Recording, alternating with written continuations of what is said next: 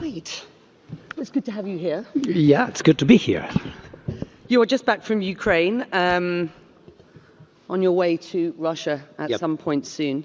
We'll discuss that a little later in this session. I want to start, though, with the premise of this session. We have been talking a lot at this conference about the urgency of the energy transition. Right now, it does appear that nuclear is having somewhat of a moment. At COP28 here in Dubai, just December of last year, the final text, while non-binding, of course, recognized the role that nuclear energy plays in combating climate change, and 22 countries agreed to work towards tripling nuclear energy capacity by 2030. So I want to drill down a little bit and get your sense. Nobody better to talk about where we are at, the opportunities, the risks of nuclear power than you, Rafael. So thank you for joining us. Let's start with laying the table, as it were. Just how significant do you believe COP28 was in terms of the energy transition? And from those countries who signed up to what was a non-binding agreement, but an important one at that, and historic, where do you see the real investment? Well, like you say, COP28 was important in so many respects, in terms of public policies, in terms of public discourse at the same time, and in particular for nuclear, because, COPs, for those who have been following these events, was not a place where you would talk a lot about nuclear, if at all. And then not only you talk about nuclear, but you say that nuclear should be accelerated. And then you have countries that come to Dubai and say there in Dubai at that time, we will triple our nuclear effort. Okay, so these are statements, like you say, they may be not non-binding, but they signify, Becky, I believe, what I like to define as a return to realism, in the sense that how many real deployable tools you have to decarbonize energy mixes in the world, which are making a contribution right now and could be scalable.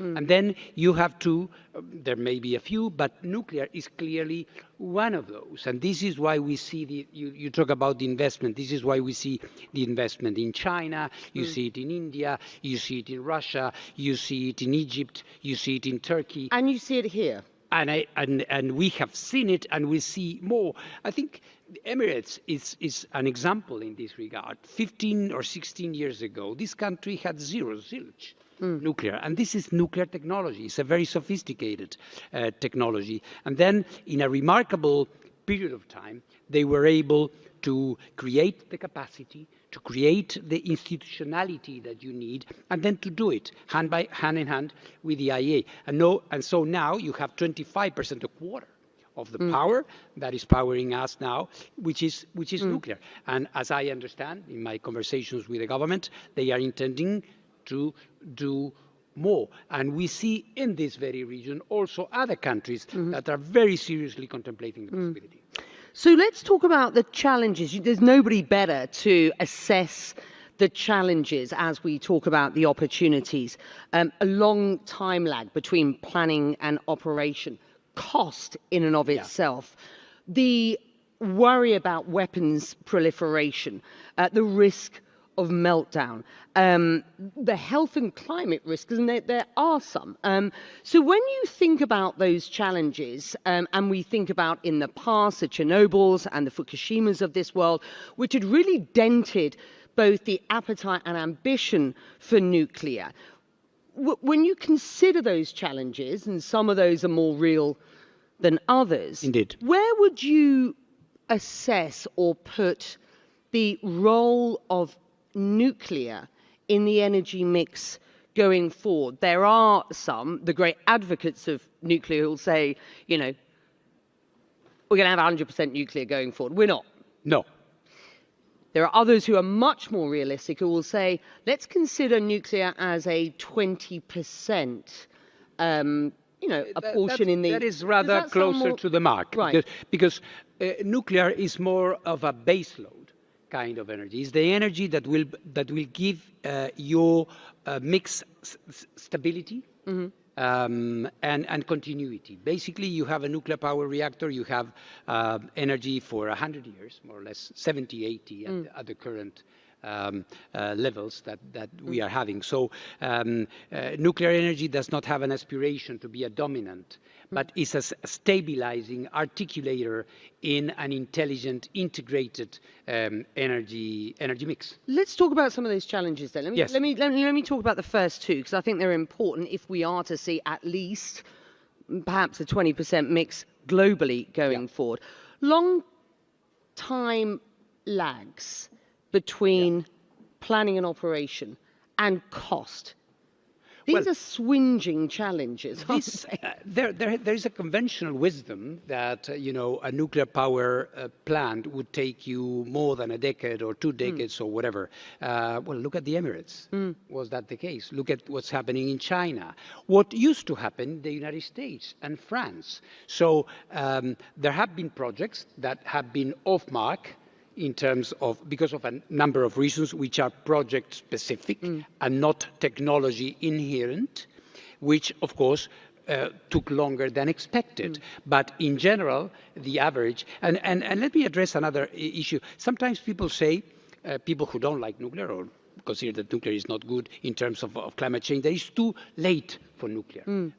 Well, let me say that 2050 or 2060 or 2070, whatever arbitrary target that you could put, is not an end station. You have to build networks and mixes that are going to keep our planet well, not simply check a box and say we made it in 2047. So you have to have something which is sustainable and which is going to take us to the next century in a healthy way. And you use the term sustainable. There are climate and health risks associated with nuclear, which we oftentimes don't talk as much about these days. Can you address just how you overcome some of those? Because, we often talk about nuclear as one of the cleanest energies in the energy transition. Indeed. So this needs to be addressed. Well, absolutely. Everything needs to be addressed. But again, it's about public discourse and doing what we are doing now. Is explaining and talking to people. When you look at nuclear energy, and rightly so, you analyze the two major accidents that happened, which were basically Chernobyl and Fukushima, which were man-made accidents or accidents that occurred because of mistakes or negligence or whatever. It's overlooked the fact that we have 70 years of commercial nuclear operation without. So by any standard, by any parameter, the safety of the industry and the security of the industry is there. But granted, I think we need to explain, perhaps the nuclear sector has been opaque, has not been open to dialogue, which would present the case and always and present the arguments. In any case, for us, the IAEA does not have a commercial interest whatsoever in this. So for our perspective, it's about having it in a safe way, in a secure way. And you mentioned in passing an important factor, which is non-proliferation, which is that by using nuclear energy or by having nuclear materials, you are not going to be creating a security or military danger in the future. And that evokes other cases. Well, let's talk about other cases, because I promised we'd talk a bit about Ukraine, get an update from you on that, your message into Russia. We also should talk about Iran. You were recently reported as saying that Iran is galloping ahead with its uranium enrichment. You say it continues to put up barriers to inspectors, and you suggest Iran is the only non-nuclear weapon state which is enriching uranium at a very, very high level. Are you proposing? Go on. All facts. We do not have political agendas here. If Iran wants to have a nuclear power program, as they have, they can, and rightly so, no problem with that. But they have to have a system of inspections which is commensurate with what they are doing, and they keep not giving the answers and the cooperation that they should be extending to the agency. So we the latest report found that Iran was increasing its production of highly enriched uranium. What do we know about the program at present? How concerned are you given the recent increased hostilities in the region? Well, of course, this is an accumulation of complexities. So, because in a region, in the current circumstance, to have a country that it is presenting a face which is not entirely transparent when it comes to its nuclear activities, of course, this increases dangers. There is loose talk about nuclear weapons, more and more, including in Iran. Recently, a very high official said, in fact, we have everything. It's disassembled. Well, please let me know, what do you have? Because you are an NPT, Non-Proliferation Treaty party, so you're not supposed ever, by your own decision, to have nuclear weapons. We see this in this country. We see this in other countries as well. So I believe that the nuclear factor should be always within the well-established rules that apply to the vast majority of the 30-something countries that use nuclear energy without any problem. Is this talk of nuclear weapons, is it being normalized? Because it is an incredulous narrative. It's a good point. Appears to be more credulous at this That's point. the danger, Becky. That's the danger, that we normalize, that we get used to hearing these things. And look, let me give you an example. Look what happened in North Korea. Until 2006, we were in the same kind of situation. There were negotiations, 6-party talks, 4-party talks, conference here, conference there. One day, the line was crossed. So we don't want to see that in the Middle East. And this is why my plea and my work is to work together with Iran. We believe in diplomacy. We don't believe in bombing. We believe in diplomacy. But for that to happen, we need our inspectors to be allowed to do its work. History, and recent history, proves in this region that when you start curtailing the access of international inspectors, normally the story does not end very well. So I think we need to think twice, and we need to ensure that this cooperation prevails. The IAEA effectively has a sort of, a civil nuclear power program for dummies. I mean, there are guardrails. Indeed. And there is a program which includes the IAEA's Absolutely. It's called the Milestones. It's like your user's guide for nuclear. And actually, it was the book that the Emirates first read when they decided they wanted to transform this country into one of the, beacons of peaceful nuclear energy in this part of the world, which means that we work with them, we give them the assistance, we help create the institutionality, density that you need to get it right. Let's talk about Ukraine. As far as Ukrainian authorities are concerned, the latest inspector's report reveals no positive news at Zaporizhzhia. What's your sense? You're just back. I'm just back. I crossed the front lines for the 4th time since the beginning of the war, and this is quite dramatic because this power plant is not in any part of the occupied part of Ukraine. It's on the front line. I cross a line and there is a Ukrainian soldier, and then a few meters down the line there is a Russian soldier. Okay, so it's there.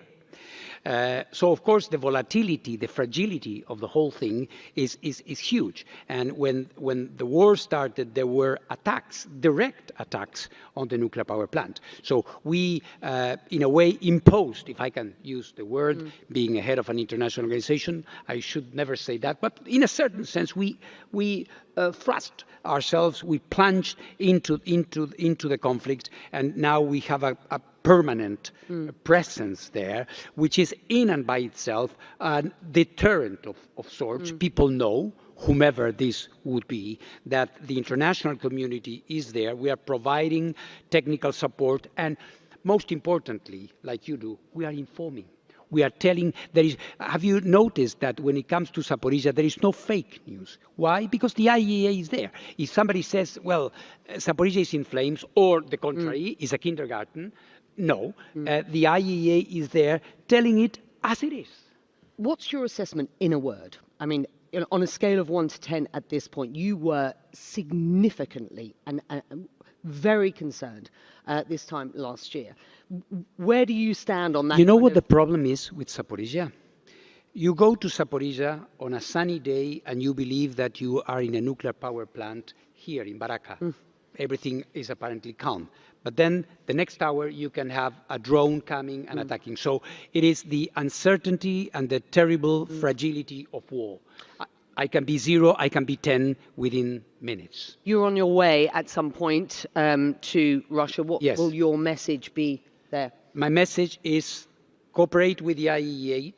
Remember that it's only working with us, avoiding a nuclear accident, that we will all benefit, because no one, whichever side of the conflict you are sitting, will benefit from a nuclear accident. And this is why I'm going to Russia. I will speak to President Putin, as I did last year. And this dialogue should continue. At the end of the day, it's about dialogue.